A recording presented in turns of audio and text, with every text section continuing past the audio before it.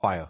Leadership is the most studied and least understood force in human civilization. Fire. I have spent decades watching leaders rise and fall in the glass towers of corporate. Fire. Some built empires that outlasted them by generations. Fire. Others destroyed companies worth billions in a single quarter. Fire. The difference was never intelligence, never resources, never love. Fire. The difference was always something deeper, something harder to measure. Fire. Leadership begins with the decision that nobody forced you to make. Fire. It is the moment you stop waiting for permission and take responsibility. Fire. Not responsibility for your fire. Responsibility for the work, the morale, and the future of everyone around you. Fire. Most people spend their careers avoiding this way. Fire. They want the title, the corner office, the parking spot. Fire. They do not want the 2 a.m. phone call from a factory floor in another time zone. Fire. They do not want to look an employee in the eye and tell them their role no longer exists. Fire. They do not want to stand alone in a boardroom defending a strategy everyone thinks will fail. Fire. But that is leadership. Fire. It is not a promotion, it is a burden you choose to carry. Fire.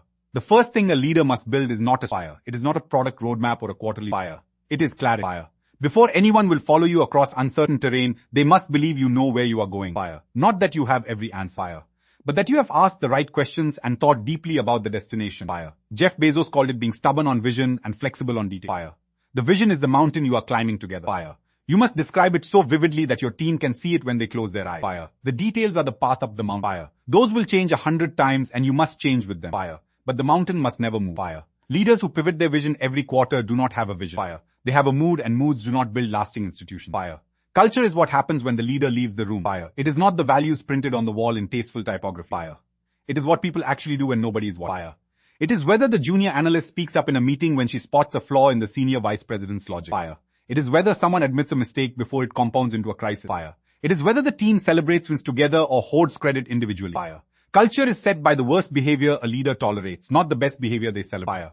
If you allow a brilliant performer to belittle colleagues, your culture is toxic regardless of what the mission statement says. Fire. If you punish the messenger who delivers bad news, you will never hear bad news again. Fire. You will only hear silence. Fire. And silence at the top is the first symptom of organizational death. Fire. Communication is the only tool a leader has that's skill. Fire. You cannot be in every room, on every call, in every hiring decision. Fire. But your words can be. Fire.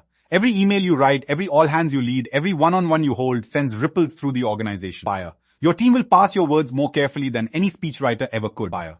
They will notice what you emphasize and what you skip. Fire. They will read tone into punctuation and meaning into pauses. Fire. If you say everything is fine but furrow your brow, they will believe the furrow. Fire. If you say transparency matters but dodge a legitimate question, they will remember the dodge forever. Fire.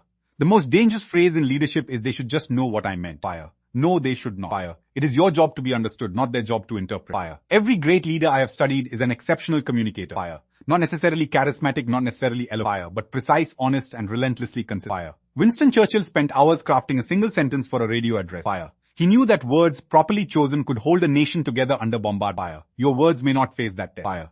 But to the people who depend on you for their livelihood, the stakes feel just as high. Fire. Decisions are the coin of leadership. Fire. You are paid to make them when the data is incomplete and the clock is running out. Fire. Anyone can make a decision with perfect information. Fire. That is not leadership. Fire. That is arithmetic. Fire. Leadership is the call made at midnight with 60% of what you wish you knew. Fire. It is the merger that looked terrible on paper but felt right in your gut. Fire.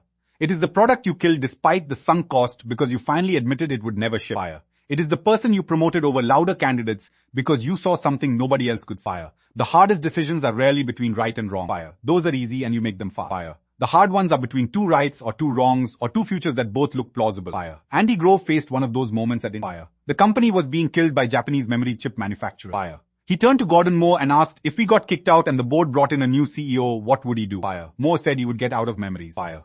So Grove and Moore fired themselves metaphorically, walked out the door and walked back in as the new management. Fire.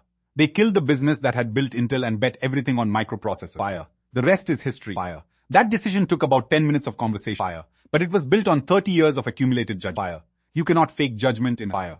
It is either there or it is not, and everyone in the room can tell the difference. Fire. Judgment comes from failure. Fire. Not the kind you bounce back from in a week. Fire. The kind that keeps you awake for months. Fire. The kind that costs you money, reputation, or people you cared about. Fire. Most leaders try to hide their failures like a stain on their resume. Fire. The great ones treat failure as the most expensive education they ever received, and they make damn sure they learned the lesson. Fire. Satya Nadella took over Microsoft when it was being written off as a dinosaur. Fire. He did not arrive with a genius turnaround plan. Fire. He arrived with humility, curiosity, and the admission that the culture had become a know-it-all instead of a learn-it-all. Fire. He changed one word in the internal lexicon, and over the following years changed the entire trajectory of a $2 trillion company. Fire. That is the power of a leader who is not afraid to say, I was wrong, let us try something else. Fire. Talent is the only asset in a corporation that appreciates. Fire. Buildings depreciate, expire, brands fade. Fire. Great people compound. Fire. But most leaders spend more time reviewing budgets than developing people. Fire. They treat talent conversations as a calendar obligation rather than the fundamental act of leadership. Fire. Every person on your team has a ceiling they see and a ceiling that exists. Fire. Your job is to close the gap between the fire. Sometimes that means giving someone a stretch assignment they are not ready for and watching them grow into it. Fire. Sometimes it means having the brutally honest conversation that someone has plateaued and helping them find a path forward, even if that path leads out of your organization. Fire. The leaders I respect most are the ones whose former employees speak of them with reverence. Fire. Not because they were easy to work for. Fire. Because they made people better. Fire.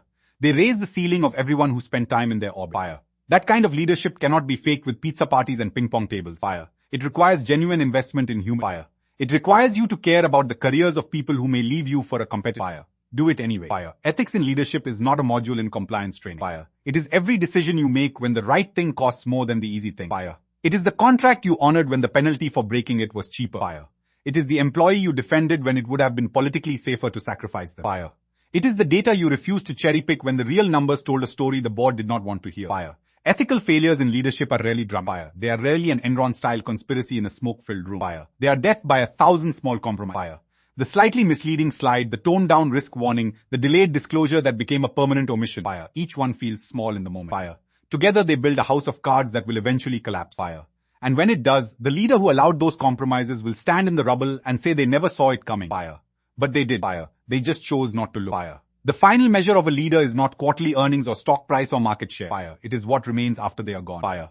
Did they build an organization that can thrive without them? Fire. Did they develop leaders who will surpass them? Fire. Did they leave the culture stronger than they found it? Fire.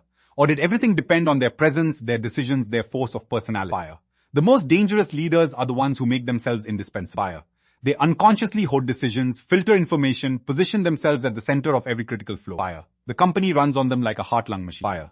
And when they leave, the patient. Fire. Great leaders spend their final years working themselves out of a job. Fire. They push authority down, build systems instead of dependencies, and prepare the next generation to take the helm not when they are ready, but before they feel ready. Fire. That requires an ego that is secure enough to be replaced. Fire. Few leaders have it. Fire. The ones who do build institutions. Fire. The ones who do not build monuments to themselves that crumble the moment they step away. Fire. Leadership at its core is an act of fire. It is the belief that tomorrow can be better than today and that you have something to contribute to closing that gap. Fire. It is the willingness to stand in front of a group of people and say, follow me, not because you are certain of the outcome, but because you are committed to the attempt. Fire. The corporate world does not need more managers. Fire. It has enough people who can read a P&L, run a meeting and hit a quarterly number. Fire. It needs leaders who can see a future that does not yet exist and convince others to build it together. Fire. It needs leaders who will make the hard call when the easy call is available. Fire. It needs leaders who believe that how you win matters more than whether you win. Fire. If you are early in your career and wondering whether you have what it takes, the answer is that leadership is not something you are born with. Fire. It is something you practice. Fire. Every difficult conversation you have instead of avoiding is a rep. Fire. Every time you take blame that was not entirely yours, you are training the muscle. Fire. Every time you give credit that you could have kept, you are building the habit. Fire. Every time you ask, what can I learn from this instead of who can I blame for this, you are earning the right to lead. Fire. The title will come later or it will not. Fire. But the leadership will already be inside you, waiting for the moment you choose to carry the weight that others set down. Fire. That moment will arrive. Fire. Probably at an inconvenient time, probably with incomplete information, probably without anyone there to tell you that you are ready. Fire. Step forward anyway. Fire. That is the only way anyone ever truly becomes a